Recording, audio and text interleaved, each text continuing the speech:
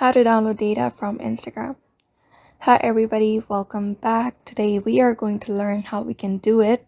So let's just dive right into the video without any delay. So for that, you can open up your Instagram. First, once you are logged into your account, you should be finding this interface on your screen. So the next step you need to do is you can go over to your profile in the bottom right corner and open up your profile page. After that, you should be finding three horizontal lines at the top right corner of your profile page.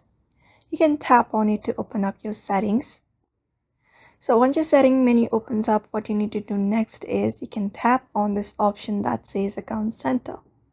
Tap on it, and from here you should be finding the option that says Your Information and Permissions under Account Settings. You can tap on it, and when you do that, you should be finding option that says Download Your Information. So basically tap on that option that says Download Your Information. After that, you can tap on this download or transfer informations on your screen, and you need to select your Instagram account after that. Once that is done, you should be finding if you want to download all of your information or some of your information. You can tap on all if you want all of your data.